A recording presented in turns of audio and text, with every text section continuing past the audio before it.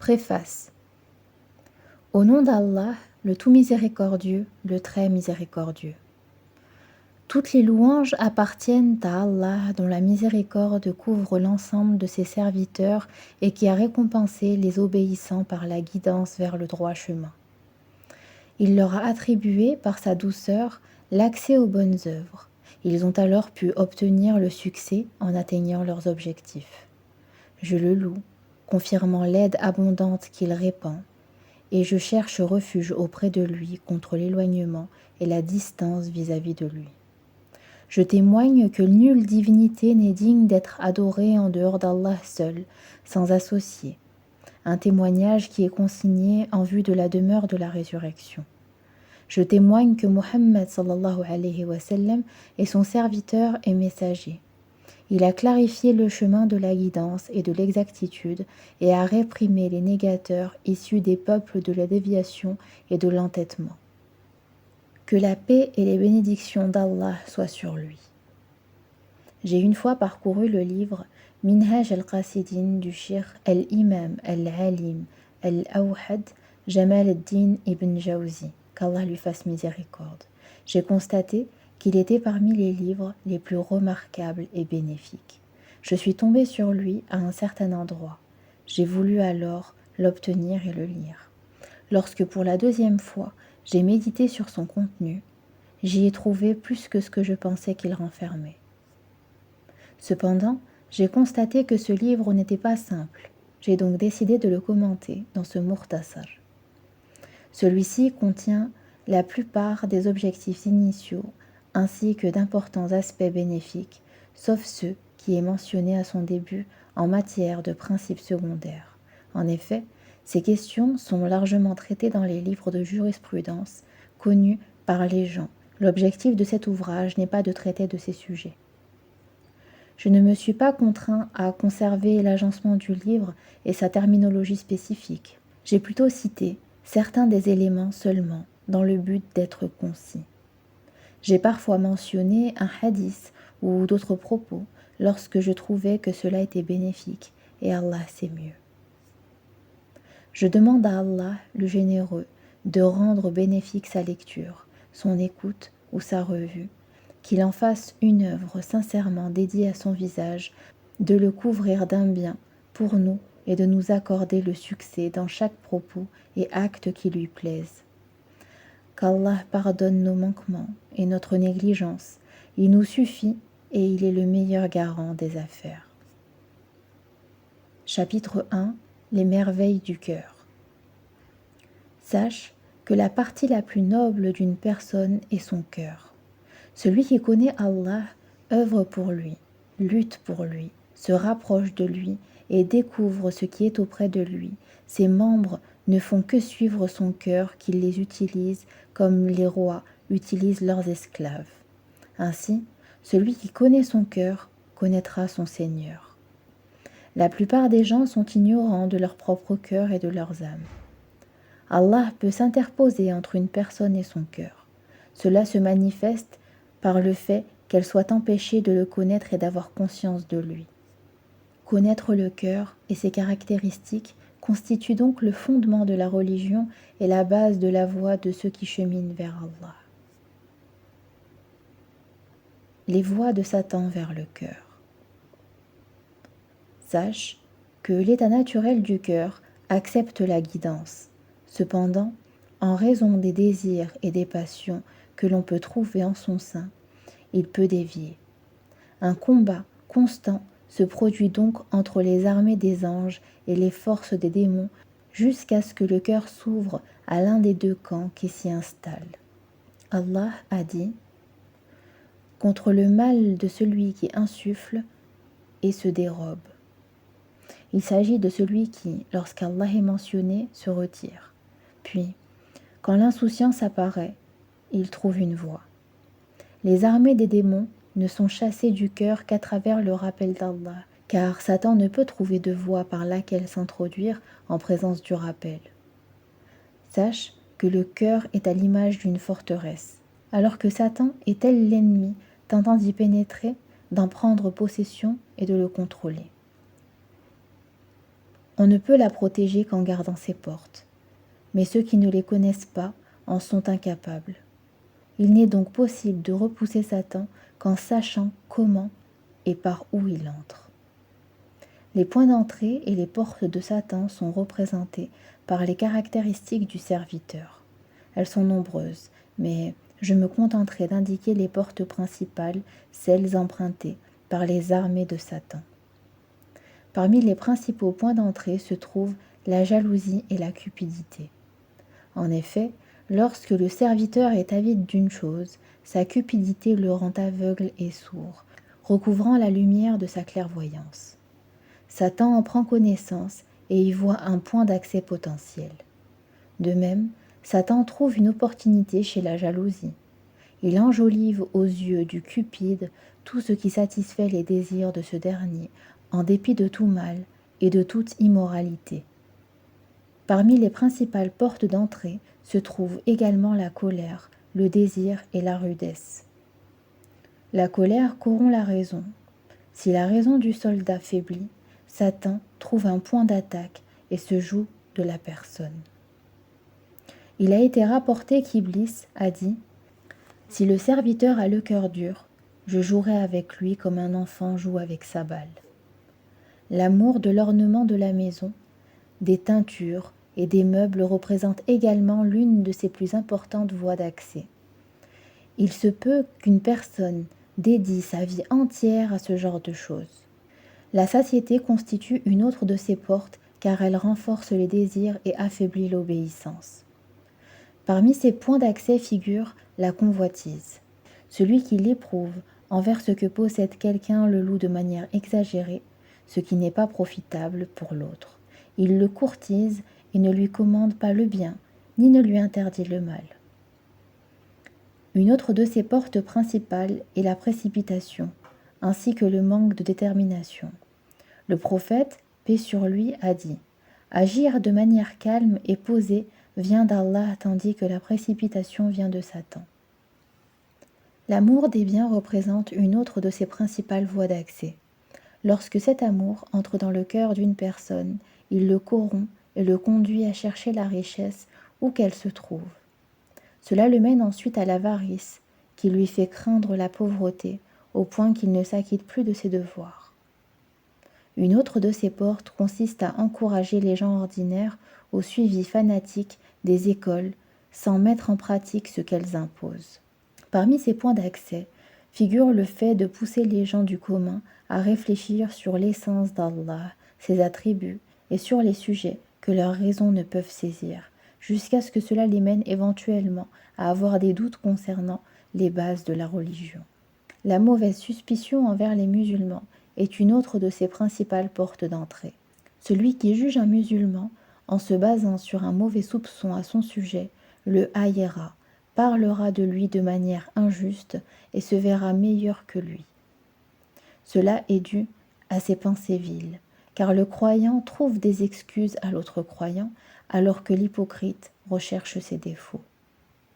Il convient de protéger sa personne des accusations, car il s'agit d'un point d'entrée de Satan. Le remède à cet obstacle consiste à bloquer ce point en purifiant le cœur des caractéristiques blâmables, ce dont nous parlerons plus loin en détail si Allah le veut. Si tu parviens à extraire du cœur les racines de ces caractéristiques, Satan sera toujours capable de s'y infiltrer et d'y déposer ses insufflations, mais il ne pourra plus le prendre comme demeure. Remplir le cœur de piété, ainsi que le rappel d'Allah l'empêche de s'infiltrer. Satan est tel un chien affamé se tenant devant toi. Si tu ne tiens ni viande ni pain dans tes mains, il sera repoussé par tes mots, tu es perdu. En revanche, si tu tiens quelque chose et que le chien est affamé, il se précipitera vers toi et ne sera pas repoussé par de simples paroles. Donc, Satan peut être repoussé du cœur, qui est vide de sa nourriture, simplement par le rappel d'Allah. Par contre, si le désir domine le cœur, il conduit la vraie nature du rappel d'Allah dans les zones reculées afin qu'il ne prenne pas le contrôle du noyau. Le noyau du cœur est donc la demeure que Satan recherche. Si tu souhaites une confirmation de cela, Médite à ce sujet par rapport à la prière. Observe la manière dont Satan occupe le cœur par des pensées comme le fait de se rendre au marché, de réaliser des transactions ou de planifier ses affaires mondaines. Sache que ce que dit l'homme en lui-même est pardonné. Cela inclut le mal qu'il pense commettre. S'il le délaisse par crainte d'Allah, il aura une bonne action inscrite pour lui. Même s'il le délaisse en raison d'un obstacle, nous avons espoir qu'il obtiendra le pardon, sauf s'il est déterminé, car la ferme résolution de commettre un péché est elle-même un péché. La preuve de cela est la parole du prophète sallallahu alayhi wa sallam. Lorsque deux musulmans s'affrontent au sabre, le meurtrier et la victime sont en enfer. On lui demanda « Pourquoi la victime ?» Il, sallallahu alayhi wa sallam, répondit « Il avait la ferme résolution de tuer son compagnon. » Comment la ferme résolution ne conduirait-elle pas au châtiment alors que les actes ne valent que par leurs intentions? L'orgueil, l'ostentation et la vanité ne sont-ils pas des ressentis intérieurs? Si un homme voit une femme allongée sur son lit en pensant qu'il s'agit de son épouse alors qu'il s'agit d'une femme étrangère, il ne commet pas de péché s'il a un rapport intime avec elle. En revanche, s'il voit son épouse et pense qu'il s'agit d'une étrangère, il commet un péché en cela. Tout ceci dépend de la résolution du cœur. La résolution du cœur à faire le bien. Il est rapporté du prophète sallallahu alayhi wa sallam qu'il a dit « Ô toi qui retournes les cœurs, affermis nos cœurs dans ta religion. Ô toi qui orientes les cœurs, tourne nos cœurs vers ton obéissance. » Dans un autre hadith, le cœur est comme une plume que le vent retourne dans le désert. Sache que concernant la résolution des cœurs à accomplir le bien ou le mal, ceux-ci peuvent influer entre trois niveaux. Le premier type de cœur est celui rempli de piété, purifié par la discipline et purgé des mauvais caractères. Le second type de cœur est celui laissé à l'abandon, accablé par le désir, corrompu par les mauvaises actions et souillé par les caractères blâmables. Le pouvoir de Satan s'y renfonce et celui de la foi s'affaiblit en raison de la fumée des passions qui remplit ce cœur. La lumière est assombrée et les yeux se remplissent d'une fumée qui affecte la vue et ne prête donc pas attention à l'exhortation. Le troisième type de cœur est celui dans lequel apparaît la pensée suscitée par les désirs qui invite au mal, mais qui suit la pensée suscitée par la foi qui invite le bien. Par exemple, Satan peut affecter la raison et renforcer les désirs vils en disant « Ne vois-tu pas à quel point un tel prend plaisir par ses désirs ?» Cela au point qu'il désignera un groupe précis de savants et de cette manière l'âme penchera vers lui. Ensuite, les anges qui appellent au bien lanceront une contre-attaque contre Satan et diront à l'âme « N'ont-ils pas été détruits en raison de leur oubli de la destination finale ? Ne sois donc pas trompé par l'insouciance des gens concernant leurs propres âmes. S'ils se tiennent au soleil en plein été, alors que tu possèdes une maison où règne la fraîcheur, vas-tu les suivre dans ce qu'ils font ou chercher le bien de la fraîcheur? L'âme penchera ensuite vers ce à quoi les anges l'encouragent. Il y aura une hésitation entre les deux soldats jusqu'à ce que le cœur soit dominé par ce qui prend l'ascendant. Celui qui a été créé pour le bien lui sera facile. Celui qui a été créé pour le mal lui sera facile.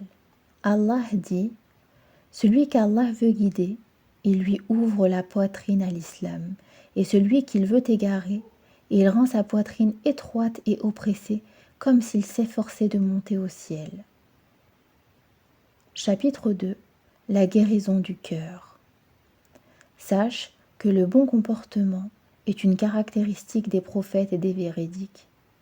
Le mauvais caractère, en revanche, est un poison destructeur qui conduit son propriétaire à emprunter le sentier de Satan.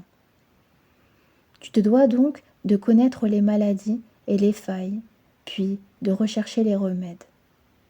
Nous allons indiquer certaines maladies du cœur, ainsi que la manière générale de les traiter, sans toutefois trop entrer dans les détails, car cela sera clarifié plus tard, si Allah le veut. le mérite du bon comportement et le blâme du mauvais comportement. Quelques points à ce sujet ont été cités concernant la bienséance à adopter en compagnie des autres. Sache que les gens ont parlé du bon comportement en présentant ses fruits et non sa réalité. Même sous cet aspect, tous les fruits n'ont pas été énumérés. Ceux qui ont présenté leur version des fruits du bon comportement l'ont plutôt fait en se basant seulement sur leurs propres opinions. Cependant, pour découvrir sa réalité, il faut préciser que l'expression « le bon comportement » est souvent utilisée par rapport à l'apparence physique. On dit par exemple « un tel est beau physiquement et moralement ». Cela signifie qu'il a une belle apparence et un beau fort intérieur. En effet, une personne est composée à la fois d'un corps et d'une âme. Le corps perçoit les choses par la vue et l'âme par la clairvoyance. Chacun d'eux possède sa propre forme, soit belle, soit vile. L'âme qui perçoit la clairvoyance détient un rang plus élevé que celui du corps qui perçoit la vue. C'est pourquoi Allah lui a accordé une grande importance en disant « Je vais créer un être humain à partir d'argile, quand je lui aurai donné forme et aurai insufflé mon esprit. » Allah attire l'attention sur le fait que le corps est assigné à l'argile et que l'âme est assignée à lui. Glorifié soit-il. Le bon comportement est un reflet de l'âme, à partir de laquelle naissent les actes, aisément, sans besoin de réflexion ou de délibération. Donc, si les actes sont beaux, ils sont considérés comme un bon comportement, et s'ils sont vils, ils sont connus comme étant un mauvais comportement. Certains pourraient prétendre que même l'héroïque trouvera l'éducation de l'âme difficile et pénible, et que les comportements ne peuvent être changés, tout comme l'apparence ne peut être changée. La réponse à cela est que si les caractères ne peuvent être changés, alors les exhortations et les conseils n'ont aucun sens. De plus, comment nier la possibilité de changer les caractères lorsque l'on voit les fauves être domptés, les chiens dressés à ne pas se nourrir et les chevaux entraînés à trotter et à obéir?